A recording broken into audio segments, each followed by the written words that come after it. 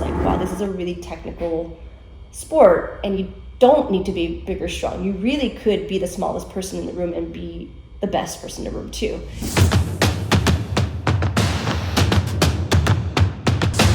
My name is Kristina Barlaan. I'm second degree black belt under Professor Kayateha, and we are in Pace, Florida currently. Nice little pocket of the Panhandle.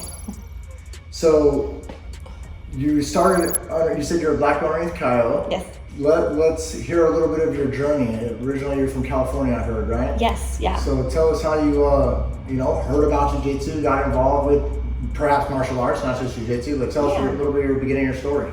Started off with Muay Thai. I grew up being obsessed with wanting to do martial arts, but because I was a girl and I was the youngest, like my mom was like, no, absolutely not. And so really I just had to like live vicariously through like a lot of like movies and TV shows like Power Rangers, Teenage Mutant Ninja Turtles, Jackie Chan, Bruce Lee, Jet Li. Like these were all like major, like, man, I want to do that. That looks so cool. And then later on, like seeing more like Tony Jaa and like seeing more like kickboxing stuff, like Jean-Claude Van Damme, and like, man, that'd be so cool. I want to do that. But my mom just never let me.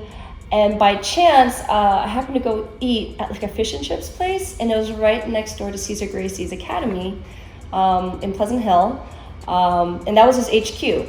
And granted, I didn't know what jiu-jitsu was at all. I just saw that they had a sign for Muay Thai. I'm like, oh, they have Muay Thai here. I want to do that. And so I went in. Who was teaching class? Vinny Magalish was the one that was teaching class at the time when I walked in. And they're like, oh, you want this, that, whatever? And I'm like, I just want Muay Thai. And like, it's like, you can watch class if you want. And I'm like, sure. They're like grappling. I'm like, what is this stuff? I don't even know what that is. Like, not interested. And so I grabbed a little flyer. I didn't lie to my mom, but I had to convince her I needed it for self-defense. I told her there was an incident at the gas station where there was like some punk kids looking for trouble, which did happen, by the way. And they left me alone, but it kind of dawned on me, like, what happens if they did do something? Like, would I actually know how to defend myself? Like, I'm a lot of talk. I'm a small person, and I've always had to get away with like just getting away with my mouth to get out of bad situations. Because I couldn't really fight out of anything. I didn't know how to fight. I like to believe I knew how to fight, but that was a realization that like, man, I don't know how to actually fight if I had to. So I went to my mom crying, saying I was afraid and I need to learn self-defense. She's like, okay, whatever you need, I'll pay for it. I was like, happens a fact, I found this place, they teach Muay Thai. I'm like, okay. And so I only did Muay Thai, and that was like when I was 20 for a year. Around the time that I started too, my Muay Thai coach was a blue belt in Jiu-Jitsu, and he's like, hey, you're pretty flexible. Why don't you try out some of this Jiu-Jitsu stuff? And he showed me a few moves, and it was no-gi, and he was trying to really sell me on the whole, you don't need technique, you don't need size or athleticism or strength to be good at it. You just need to be technical. That's it. Like, yeah, I don't see it. I don't think it's for me. And it was no-gi. They had me going with like some wrestler people, like it just didn't make any sense. So I only did Muay Thai for a year before I decided to do Jiu-Jitsu, and my teammate was like, put the gi on, see how you like it. And it was a night and day like game changer. I was like, oh my God, I should have been doing this the entire time. But I was still so into Muay Thai. I'm like, man, I have some amateurs coming up. Maybe I'll just hop into class every now and then. It wasn't until Cesar brought in Kayateha to be the head professor where I really, really looked at jiu-jitsu the way that I look at it now, which is like, wow, this is a really technical sport, and you don't need to be big or strong. You really could be the smallest person in the room and be the best person in the room too. And Kyle walking in looked like, sorry, professor, he looked like someone's prom date. Like, he looked like he was in high school. He looked like a 14-year-old kid. He was small. He was the same size as me. And at that age, I was like barely 120, And Cesar was just like, no, man, he has really, really good jiu-jitsu. He's metal form. He's won everything. Like, Cesar, I don't see it. I don't see what you see. And then I saw him rolling up all these bigger dudes like it was nothing. And then I started seeing, like, wow, that's real. Like, they're not faking it. And then he taught. And I think he taught like a scissor sweep that night. And like, that's super basic, but just like the details and how he broke it down, I'm like, that's the jiu-jitsu I want. That's what I want to do. And that was it. Soon after, I stopped doing Muay Thai, and it was just only jiu-jitsu, and I haven't looked back since. And now we are 15 and a half years in. Like, we'll go to 16 years in October.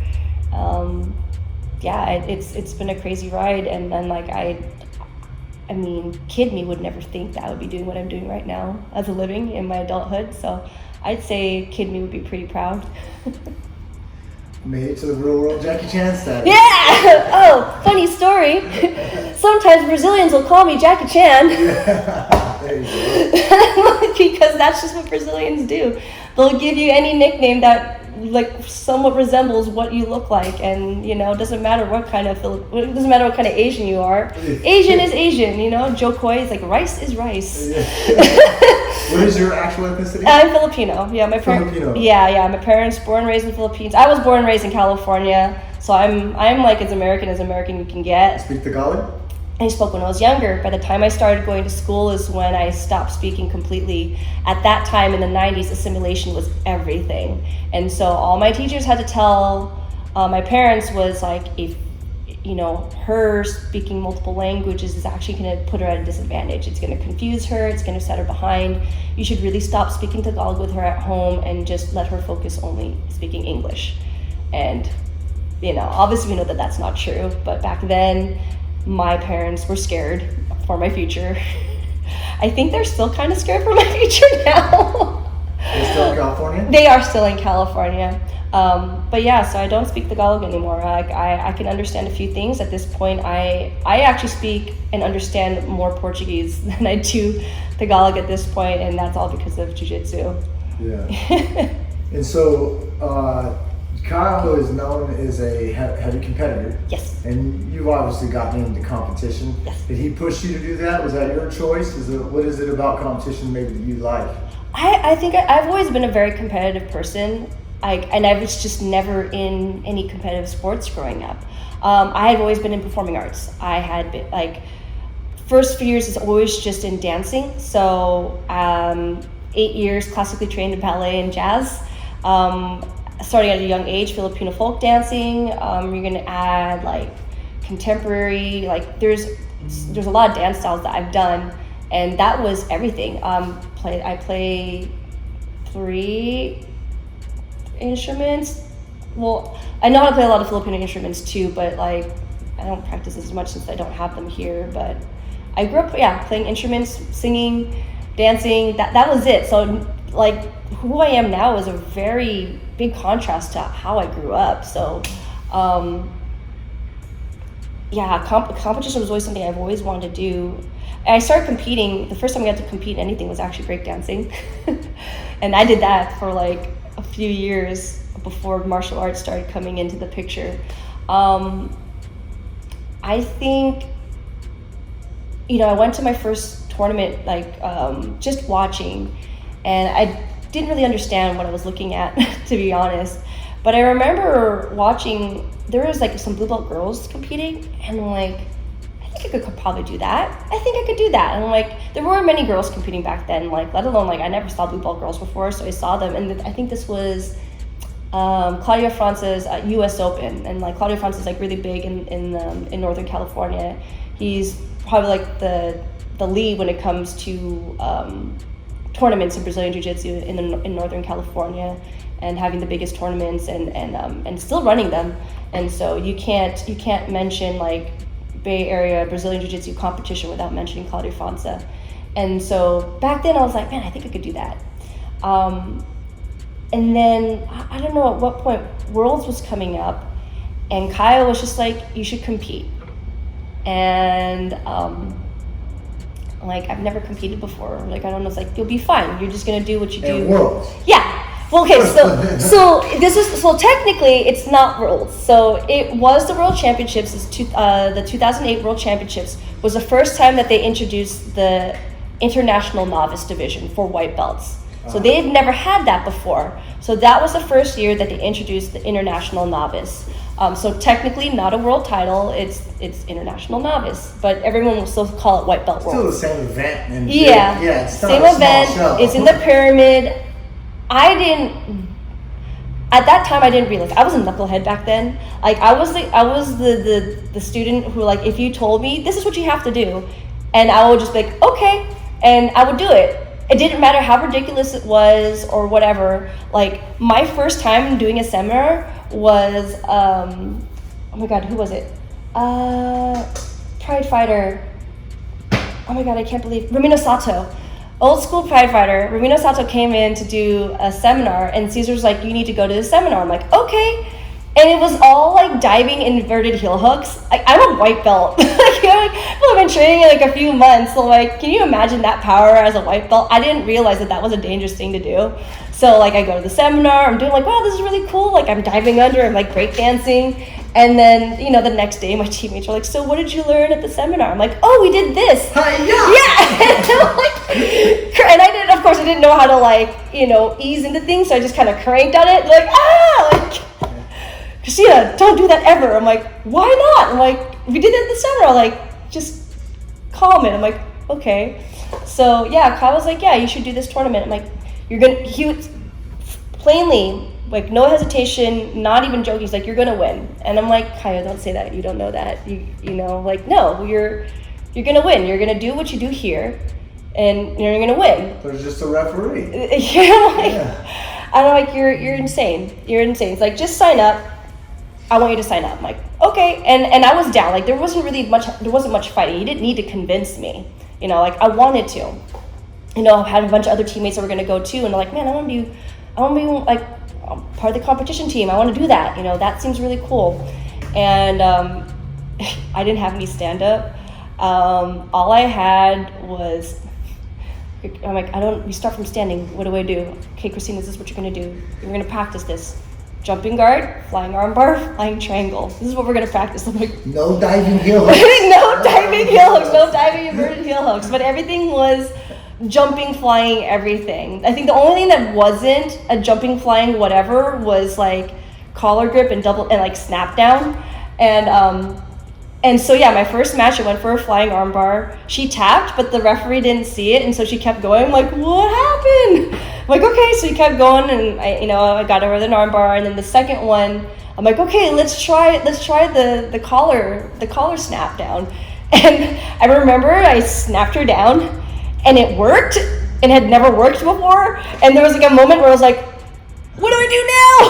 I'm like, oh shoot! I kind of like short circuited for a second. And then I submitted from the back, and then I don't know what happened to the match before that. They were supposed to have another match, and then for whatever reason, either she didn't show or whatever happened. And so like the mat corner came out, I was like, okay, we're putting you on to the finals. I'm like, okay. And I went for a flying triangle, but it didn't land, so it turned into a guard jump instead. And then eventually I got her with a triangle. And I'm like, cool. I'm like, what's next? I'm like, you're done. I'm like, that's it? I'm like, yeah. I'm like, cool. I'm like a retriever. Like, all right, and I didn't know what stripes were. I got to the podium, and that was the first time I learned what stripes in the belt were. Everyone had like 3 or 4 stripes. I didn't have anything. I had like a karate white belt. Didn't even have a black tab on it or anything. And I was disrespectful, but I didn't know. I had like flip-flops. Did I have my flip-flops, or maybe it was barefoot? I didn't even close my gi. My gi was all open. I looked all raggedy. I was a whole hot mess. And then I was like, yeah, I want to keep doing this. This is awesome. So it was just like, no one had to convince me to compete. It was just always in there. I think I just needed for someone to be like, you can do it. And then that year was the first year that Kyle competed as a black belt at Worlds, and he won that year. And he wore my gi. I actually bought my gi from him because I didn't have one. And he's like, yeah, it's like, people give me gis all the time. You can just buy this one off of me. I'm like, okay. And he needed like gi to make weight, so he wore my gi after I wore it, and he won his first black belt world title. Still got the gi? I still have that gi. It's in my rack of. I have this crazy rack of keep all my gis. gis. Sell it. I'm gonna keep it. I'm never gonna sell that. I remember one time I was in the back changing with Hobbs and Mora. He's like, Brenda, you win today. You sell on eBay. Keep your gi. And I was like, dude, I never even thought about it like that. Is that when you were in 7, you started selling something? No, man, he always reminds me, do you still have the gi? I'm like, yeah, the gi's like, don't ever sell. I'm like, never will. Yeah, never will. Cool. That's always going to be the memory. That was my first time ever competing in jiu-jitsu, and that was your first time, and I won gold, and that was your first time competing as a black belt at Worlds and winning. So I'm never going to sell that. Super cool, you know? yeah. Yeah. So shadow box it. Yeah. You know? Yeah, right now it's just been folded. I mean, I haven't unfolded it in so long, so I don't even know what state it is in as of right now. And that was my gi for a very long time. That was like the only gi I competed in and wore for a very long time as a white belt and even into blue belt. Like I wore that to Worlds as a blue belt, 2009, my first time there, and wore it for Pans. And I think I finally retired it in 2010 when Gustavo got me the black and pink Atama, and that was like the cool like thing, like, ooh, she looks like a ninja. That's because I was Asian, I don't know. Jackie Chan. Jackie Chan. You know what Bruno's nickname for me is? Pocahontas. Pocahontas. Yeah. Ever since. He's like, why Pocahontas? Like, well, look at you, Pocahontas. I'm like, okay, fair. It's a little more nice than Jackie Chan. Yeah, no, I've gotten it all. I've gotten Jackie Chan, I've gotten Chun-Li, Pocahontas, Mulan, Lilo, or just Japinha is like the big one, or China. Like, I'm not from Japan. Yeah, no. I think the one I attach to the most that a lot of people, especially a lot of referees who know me, especially in IBJJF, well, I haven't done it in a while, but like Gorgia is mine just because like how much I eat. They're like, look at her. She's skinny. It's like, yeah, but have you seen her eat? I'm like, yeah, Gorgia. And I'll like sing like, so Gorgia, so. I got one that. Dude, I will put that on the back of my gi. Like, So you go from California, we're over here in Pace, Florida, which is about Pensacola. Yeah. How'd you end up over here at Marcelo Alcantar? Is that how you say his name? Right? Alcantar. Yeah. That's why I asked, because I tend to mess that one up. How'd that happen? How'd you end up over here on the other side of the country? COVID happened. COVID happened and closed everything down, and like, Florida's wide open. We're like, hey, we're open. I'm like, hey, I should probably go over there. Which is pretty much what it was. Like, it's not easy living with jiu-jitsu, especially at that time I was a full-time competitor. So that means the majority of like my income is teaching classes, teaching seminars, traveling. If I travel for a tournament, I'm always booking seminars. I'm always trying to book where I can teach. I'm always refereeing at tournaments too to make up for the cost of competition. So like, there's ways that like you just have to grind. Yeah. And then COVID happened and shut down everything, and that meant all of my job opportunities went, for at least a year. I had to get on unemployment, and like I was just like, man, this is really, really difficult. A shock. Yeah, and like. If it wasn't for getting on unemployment, I probably would not have been able to pay off all my debt and stuff like that. And so like, it was really difficult, right? And not being able to have what was my daily life taken away from me. And it was for everybody, right? Things started opening up again, and tournaments started coming back, but California was still open, close. 1 week it's open, then another week it's like, oh, we have to be shut down again. And it was just so difficult. And if you're not sure what the future is going to hold, like, man, I need something that's going to be a little bit more sustainable and more secure. And at that time, I booked a seminar first with Marcelo, and it was actually through a mutual friend. His name is Ricardo, and he's out in Virginia Beach. Yes. Yeah. And so he's an awesome guy. Yeah. He's like one of the best humans. Like, they're like good humans. We didn't know each other at the time, and me and Ricardo were in Iraq together at the same time. Oh wow. So like military. And then when I was there last in Virginia Beach, he gave me and my kids a private tour of an aircraft carrier. Oh, that's awesome. Yeah. Oh, I know Ricardo for sure. He's like really good people. Before we even met in person, he had supported my women's open mats events, like Inspire, which I started in Arizona. And he would, because DeFirma Kimonos, like that's his company, and he would donate gear for the ladies so I could raffle them off and like make this really nice event for the women. And so we'd only known each other from afar, and it wasn't until maybe like a few years ago where like I was on the East Coast, was like, hey, I would love to host you for a seminar. And so, did that. And then the next thing was like, hey, if you ever want to go to Florida, like I have really good friend of mine. He's based out there. He would probably love to have you, get in contact with him, like Marcelo. And like nothing ever happened after that. But then maybe like a few months down the line, Marcelo reaches out and like, hey, mutual friend, Ricardo, he spoke highly of you, love to have you for a seminar. Sure. So we set that up first. We do the seminar is great. And then he proposes something else. He goes, I want to mess around with this idea of maybe every 3 months I'd love to have a female black belt here teaching. And it'd be great for the community. There aren't female black belts in the area. There isn't really many like high level like black belts like you in the area in general. So we'd love to like just have you for 3 months to teach and maybe you could recommend the next person. Like, sure. So I do the 3 months, and then we get to the end, and he's like, I'm very honest with you. I didn't know what we were getting into when I had this idea, but you set the standard pretty high, and so now it's like I can't imagine having anybody else being here. How would you like to stay a little bit longer? And I had obligations. I had to go back to California. I had things to do there. I was like, man, I'd love to. I need to do some things, but let me get that handled, and maybe I can come back in the summer. And maybe let's talk 6 to 9 months, Like, it's okay. like travel nurse, but Yeah, That's awesome. So we did that. It's a new contract for 3 months. Yeah, and it was great. I really enjoyed being here. It was nice, like just not having to worry about like where the next paycheck was going to come through, and I had a steady teacher, and I could build a rapport with my students, working with them every single day. Like, it was a very welcome change of pace. It took some settling into. I used to be traveling all the time. 6 to 9 months passes, and then it's like, so what would you like to do now? Like, would you like to go back, or would you like to stay? Because we'd love to have you. You could stay. I'm like, I want to stay.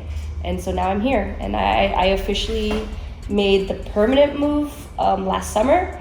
Got my own place now. It's like, 36 years old and like getting my first apartment. I'm like, wow, I'm an actual adult now, and I'm 41. I'm closing my first home this month. I feel like. Oh, dude, congrats! Yeah. Right? It's like always on the go doing the adult things. Yes. It's like this small town. I thought that I would have a really hard time adjusting because I was so used to like the hustle and bustle, the grind, the 2-hour commutes every single day just to train or get to the next teaching place and traveling all the time. I thought I was gonna have a hard time, and then here there's like no traffic, slower. I'm like 20 minutes from the beach. Everyone's super friendly. It's definitely some culture shock. From one Californian to another, I also live in Florida.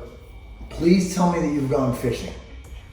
I have not yet. So I love fishing too. I was just mentioning how much I love fishing as a kid. It's not the same as California though. It's absolutely amazing. If there's one thing I would tell you, it's a new hobby. Go They're like really big? Florida fishing. Pretty big. All you got to do is put shrimp in the water and pull out 20 different species. Shrimp? From shark to pufferfish. Are we fishing in the ocean or in a river? Sure. Okay, I haven't done it. If you have this ocean next to you, I don't think you should fish in the rivers. That's okay. just my opinion. I mean, like growing up, I fished in lakes, rivers, and never out in the ocean, but like at piers and stuff like that. And I've always go crabbing or I catch I absolutely fell in love with it when I moved to Florida. Literally, we caught 18 species from our dock at our home. Jeez. 21 total, and those other 3 were in Florida. Just gonna have to ask someone to take me fishing. 100%. I guarantee you have plenty of people here who will take you fishing. Yeah. For sure. Yeah. 2 things I need to do while here living, now that I am a Florida resident, is I guess now I have to go fishing and purchase firearms the next. Yes. That needs to happen. That's the other thing. From one California to another California, buy all the guns you want. Go, bang bang. I lived in Texas before here, so I was already able to go bang bang. But in Florida, I think you could have like a 50 cal on it. You know what I'm saying? Yeah. No, like something like everyone's like, do you have like, are you carrying? I'm like, carrying myself? Like, carrying this awesome personality? Yeah. That's awesome. Yeah. Well, I would definitely pick that up, and the only bad part though is these waves. They're not like the California waves we're used to. Well, I haven't I don't surf. Maybe because I've never learned. It's not out of lack of trying. I tried once, it did not end up well that day. I also tried skimboarding that day, and I wrecked. My ankle's still not the same. That was like back when I was a white belt. That was like 2 months into jiu-jitsu, and you can hear like that's my ankle. Permanent ligament damage that never got saw by a doctor, got messed up. It's been better actually these past few months since I started being able to lift weights again, but yeah.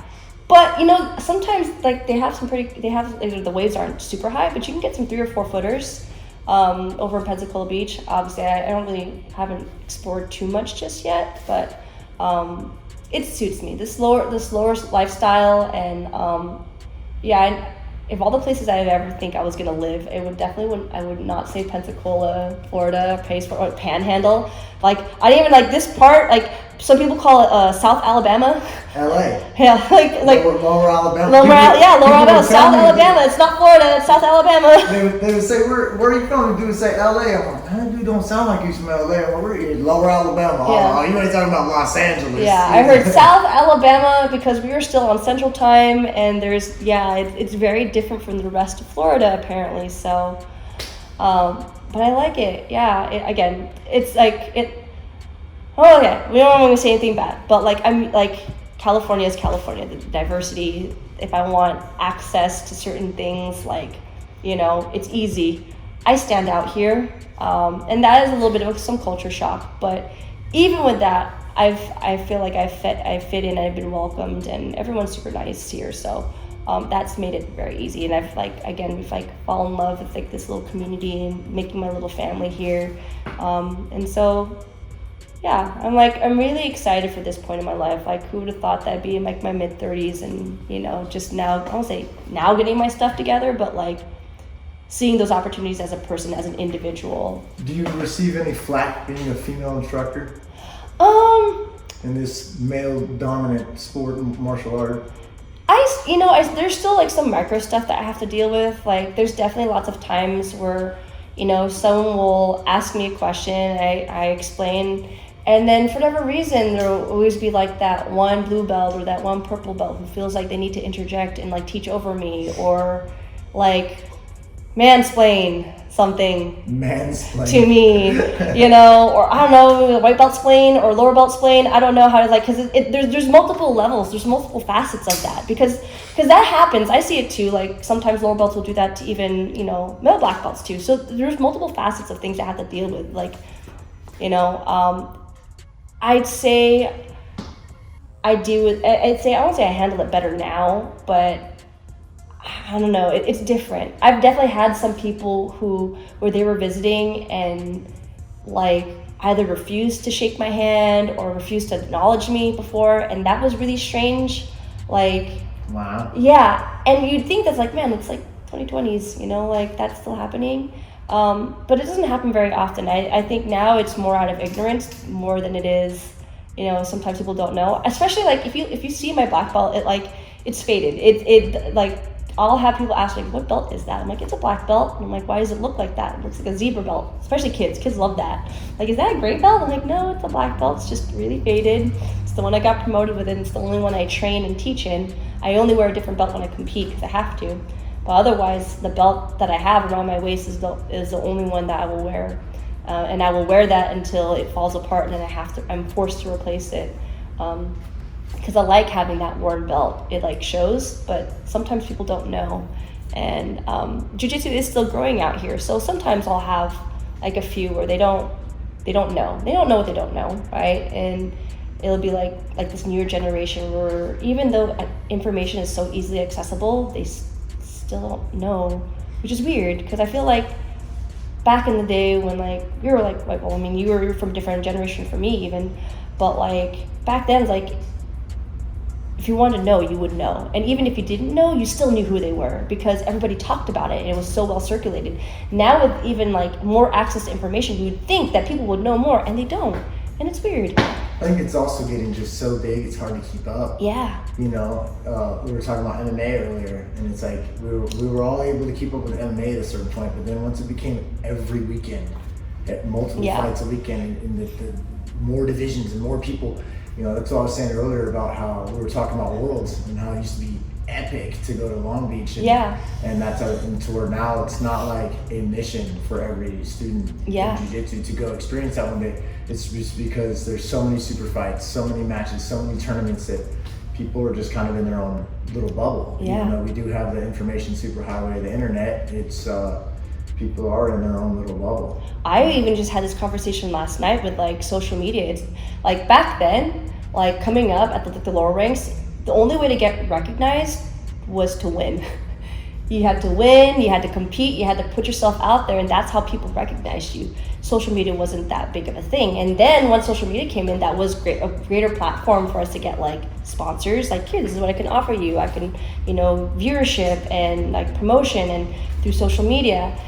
And now social media is to the point where you don't have to necessarily be good to have recognition. You can have jiu-jitsu for the gram. Yeah, just jiu-jitsu for the gram. Like, so now it's like it's hard to tell who is who. Like, has this person actually accomplished something, or is this person just a personality? Yeah. And that's crazy, but kind of cool at the same time, because now it's like now we can have it where I feel like jiu-jitsu can be more popular. It's popular, but at least I think now it'll be a little bit more widespread, which I think would be the nice end goal. But now it's, I guess, spreading in a way where, like, doesn't really matter what your accomplishments are, which is great, because now it's like, okay, now your personality can come through, and you don't necessarily have to be a competitor to have. As long as the technique is still there. Yeah. As long as the jiu-jitsu for the gram isn't just for like, only works on blue belts. If it doesn't work on black belts, I'm not a fan of it. Well, like even if you have like the personality accounts where you have people who like, they don't teach anything, they just show like the lifestyle of jiu-jitsu and they poke fun. I mean, I do those too, which is funny. So I went from like going to tournaments and be like, oh my God, are you Kristina Barlaan? Like, I love watching your matches and this, da-da-da-da-da. Can I get a photo? And so it went from everything about being competition oriented. So now if I show up at a tournament, they're like, you're the girl that does the Instagram reels. You're on TikTok. 100%. And it's so weird. I told some people that I was coming to interview you down in Tampa, and they're like, I've seen her reels. And I was like, you haven't like seen her like armbar people? And I'm like, she's really good. I love her videos. Like, she's so funny. Okay. And it's a strange time we're in, but I mean, like, I'm all for it, which is great. I think a part of me. Look at Kyle. Kyle's got jiu-jitsu now. Man, I used to freak out. Like, man, my value is gonna go out the door the moment I stop competing. I'm getting old. Like, I look young, but like my bones, they feel like they're 70, and I don't think I can keep competing at the same level forever. But man, my personality is not gonna go anywhere, so I can at least I can still do that. At least have a winning personality. Well, tell them we got to wrap this up, unfortunately, but tell them where they can come train with you, tell them where they can follow you on social media, all that good stuff. Yeah, follow me Instagram at KB Jiu-Jitsu. Is always a place where there's more stuff going on. That always depends on my mental health, though, so just be warned. And I talk a lot about that, mental health awareness. I'm a big champion for that. Teaching out here Pace Gracie Jiu-Jitsu in Pace, Florida, but we also have 2 other locations in Milton and our newest affiliate in Crestview, and I teach at those locations as well, although I am mainly in Pace, but you can also go to those other locations if they're closer and catch these I'm teaching there. We have a good community out here, and we're trying to keep building.